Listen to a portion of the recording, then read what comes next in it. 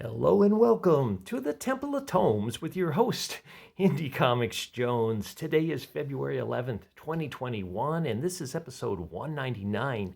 Today we're taking a look at Fear Case. This is a first issue on this.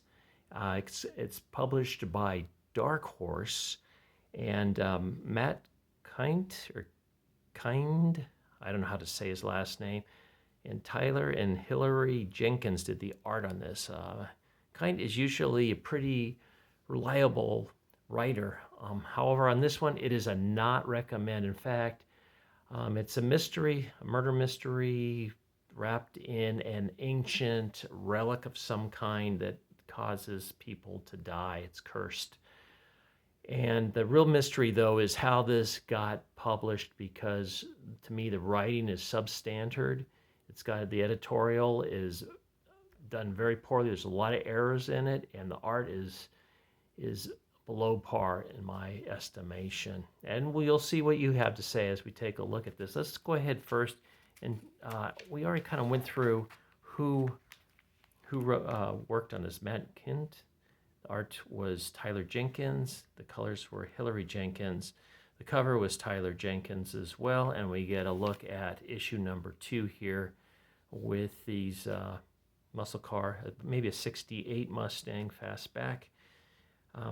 Seems to be, they seem to like the older cars. I believe this is taking place in present times, but all the cars they're showing are late 60s, early 70s models throughout. So I'm not sure what the deal on that is, if just everybody's a hipster or what. But let's take a look at it real quick. First off, we get this big splash page, and we get this little diatribe about this guy wanting his $8 cup of coffee. So that's why I think it's present times. As you can see, there's two about 1970 vintage vehicles there. And he gives this whole story about why he needs this $8 coffee, and because he works so hard all his life, unlike his partner, Winters. It's Mitchum is the one that's telling him about the coffee. And this is 3 weeks to go. So apparently both of these guys, which they look old, but they're new Secret Service agents for some reason, but they look fairly old. And as you can tell by the art, it's really hard to tell who's who. They all kind of look the same here, unfortunately. And even this guy here, who's talking to him, his appearance changes quite a bit in these next few pages as well. So they're put on this case that's never been solved, and it's about this. It's a case of a case, basically. They're looking for this box that has something in it that causes people to die and then disappears shortly after the death. And as you can see, here's this guy's got blonde hair now. So like here it's a little bit longer maybe. And it changes even again later on, you'll see. So they go through the short history about this relic, how the Japanese gave it to the Nazis. It was in a concentration camp, and I guess a lot of people died there. Then it appeared again in the 60s during all the assassinations that took place, and then the drug lord wars that took place in the 80s, and finally the cult murders that took place in the 90s. That's what I'm assuming is going on here. And they've got this old picture here that's supposed to be some kind of evidence of the special case. So, and there you go. There's changed his look yet again. My gosh, look at it. I mean, what the heck? Man, and then I guess he liked the way he looked because he drew him that way at the end there. So it's apparently these two agents have been together or paired together for exactly a year, and they're giving each other gifts. So the one likes Winters likes science fiction, fantasy stuff. So his partner gives him this book. And I don't know if it's going to have something to do with the 18th stigmata. I don't know if it's going to have something to do with the story later on. But look at this expression on this guy. You think he's holding a bomb. I mean, really. And this is Winters. He's in the T-shirt. I just want to say, like, the writing in there is really poor. The storyline is dumb. I mean, they're trying to figure out what could be in this case that's so valuable, and well, maybe it's information that Hitler was really a Jew, or maybe it's Jesus Christ child's fetus. It's dumb stuff like that throughout. It's just ridiculous. So they're just driving around apparently because I don't remember them ever getting any directions on who to check out or how to know where to go. But apparently they go right to this house and they walk up the walkway. They see blood on it. And, they see obviously there's some guts or something on this kitchen counter. Look at these expressions. They're just like this all through the thing. So it doesn't matter if it's, no matter what it is, they get these wild expressions. Now this one's a little creepy. I mean, the girl's half bathed in blood. She's been hiding in the closet, and she looks shocked. She doesn't know what has happened. Then they find the mom in the pool and surrounded by some blood that's floating there, and they question her. She's got some really long knife in her hand. I'm not sure what kind of knife that is. It's the biggest kitchen knife I've ever seen, or the longest one, so not quite sure why she's got such a weapon with her.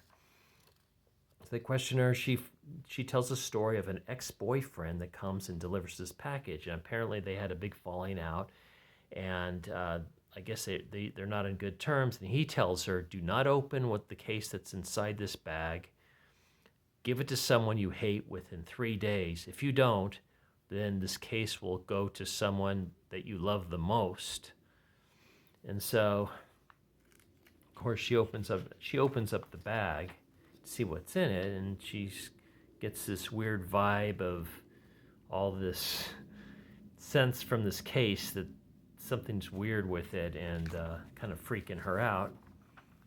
So, and you can see it. I don't know what this is supposed to mean, but she puts it back in the bag and takes it back inside, and see, then it's out of the bag right here. So she sticks it in the closet and forgets about it. How would you forget about it? I don't get that. That's like corny. So her husband comes down, and see, that was a little confusing because she just saw her boyfriend, her ex-boyfriend. Now the husband comes in. So she's got like a 12-year-old kid with this guy, and you're just wondering what the heck, how long ago did this boyfriend is keeping in touch with her? So she's upset with the husband because she believes he's having an affair at the office because he always comes home late.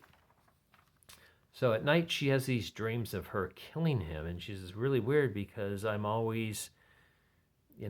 I've never thought of being that violent of a person. And then she sees the bag inside the closet, which is weird because last time we saw this, the case was outside the bag. The writing in here is really, really bad. It needed an editor. It did have an editor. It was David Chabon or something. Chabon. And he missed a lot of stuff. Let's see. Daniel Chabon.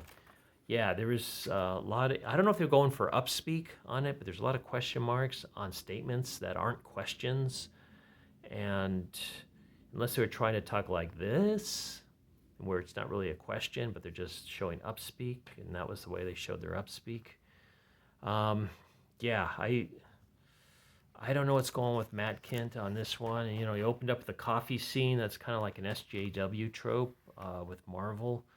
They're always drinking coffee or going to a coffee shop and such. But anyway, they go there investigating the house, and they find the husband down in the basement all chopped up. And they lead her away in cuffs. She doesn't remember anything. The only clue that she can give them is that, well, I guess the person he loves the most, because the case is gone, it never was passed on.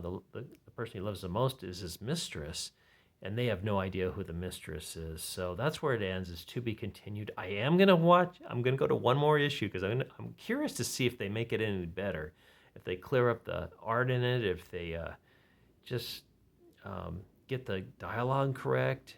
Just the editorial was so awful. I'm just curious. And that's the only reason I would do that. So that's your Secret Service story. And that's your review on Fear Case. first issue. Hey, I appreciate you stopping by and listening to my review. As always, please like, please subscribe. If you haven't already, please leave comments. If you've read it, I wonder what you thought of this, obviously. And this is Indie Comics Jones. You're always welcome at the Temple of Tomes. I bid you adieu.